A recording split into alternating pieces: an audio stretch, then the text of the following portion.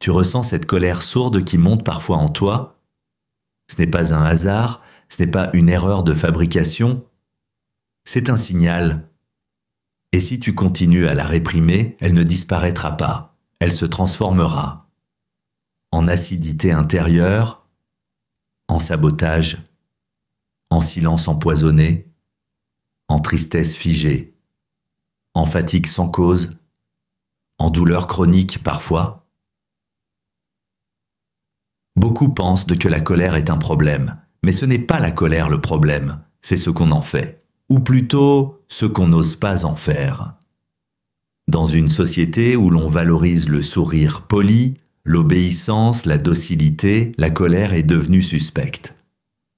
On t'a appris à t'excuser d'être en colère, à la refouler, à la camoufler, à sourire alors que tu bouillonnais. On t'a peut-être même appris que c'est mal d'être en colère. Et toi, tu as fini par le croire. Par honte, tu l'as enfoui. Mais ce que tu enfouis, tu le transformes en poison lent, et ce poison finit par te détruire. Parce qu'à force de ne pas exprimer ce que tu ressens, tu laisses des situations violentes vis-à-vis de toi s'installer et tu t'éteins. La colère est une énergie de vie. Elle parle de toi, de tes limites franchies, de tes valeurs bafouées, de ton besoin vital de respect. Elle te montre là où tu t'es oublié, là où tu as laissé faire, là où tu as fermé les yeux trop longtemps. Elle te dit que quelque chose doit changer. Elle est le cri de ton intégrité. Mais parce que tu veux être aimé, reconnu, validé, tu la retiens. Parce que tu as peur de perdre l'amour, tu la ravales. Et à force, elle se retourne contre toi. Tant que tu crois que ta survie dépend du regard des autres, tu n'oseras pas affirmer ta colère. Et elle deviendra ce que Nietzsche appelait le ressentiment, une colère gelée, retournée contre toi-même qui ronge en silence et qui nourrit la haine, la dépression, l'amertume. Le ressentiment, ce n'est pas la colère libérée, c'est la colère ligotée, la colère bâillonnée, une colère à laquelle on a interdit de sortir et finit par te tirer vers le bas. Nietzsche disait que la morale des esclaves transforme les forces vitales en fautes. Elle condamne ce qui déborde, ce qui dérange, ce qui refuse de plier. La colère, dans cette morale inversée, devient un péché. Un signe d'immaturité, d'égoïsme, de manque de lumière. Et pourtant, cette colère refoulée crée ce qu'il appelait le ressentiment, ce poison intérieur né de l'impuissance qui se cache sous de faux discours de paix, de sagesse ou de bonté. À l'inverse, les stoïciens ne condamnaient pas la colère en bloc. Ils invitaient à la transformer. Pour eux, ce n'est pas l'émotion en soi qui est mauvaise, mais l'esclavage qu'on subit sous son impulsion. Épictète disait « Ce ne sont pas les choses qui troublent les hommes, mais l'opinion qu'ils en ont. » Ce n'est pas ta colère qui est un problème, c'est ta croyance qu'elle fait de toi une mauvaise personne. Le vrai pouvoir, ce n'est pas de supprimer ta colère.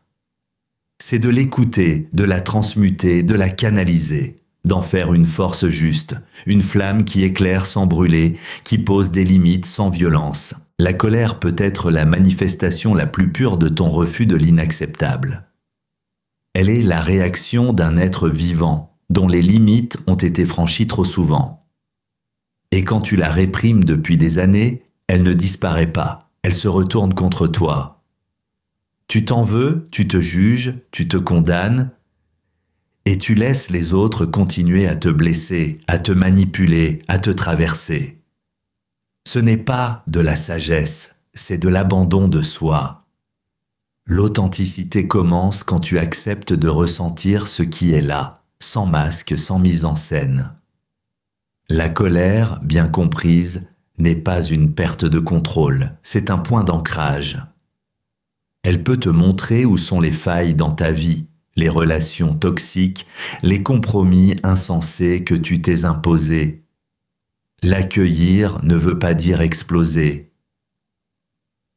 Cela veut dire reconnaître ton feu intérieur et apprendre à marcher avec lui. La responsabilité, ce n'est pas nier ce que tu ressens, c'est choisir ce que tu en fais.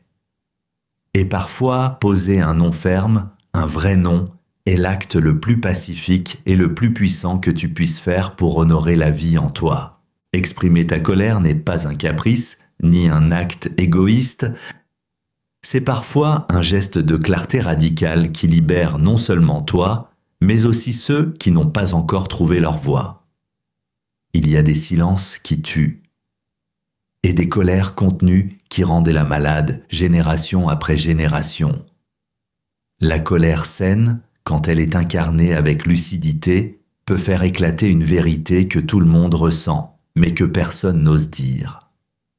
Nietzsche parlait de la morale des esclaves, cette morale qui t'enseigne à subir, à baisser les yeux, à appeler vertu la soumission et amour l'effacement. Une morale de l'impuissance, héritée de la peur, qui gangrène les familles, les écoles, les couples, les institutions. On y apprend que se taire est noble et que s'affirmer est agressif. Mais cette inversion des valeurs ne produit que de la violence retournée, rancœur, sabotage passif, culpabilité collective. En osant dire non, en osant faire face, tu ne détruis rien, tu ouvres un passage. Et parfois, tu es le premier à briser une chaîne que tout le monde portait sans la voir. Ce n'est pas contre les autres que tu parles. C'est pour la vérité et pour l'amour vrai, celui qui ne demande pas de te nier. Dans la culture chrétienne, on nous a souvent présenté la colère comme un péché, une faiblesse de l'âme, une force sombre à étouffer, et c'est principalement cela que Nietzsche critique. Mais cette idée vient moins du message originel du Christ que de son détournement. Jésus n'a jamais prêché l'effacement de soi. Il n'a pas dit « souffrez en silence ». Au contraire, il s'est levé contre l'hypocrisie, les injustices, les manipulations. Dans l'un des épisodes les plus marquants des évangiles, il entre dans le temple et renverse les tables des marchands. Il ne raisonne pas. Il ne négocie pas.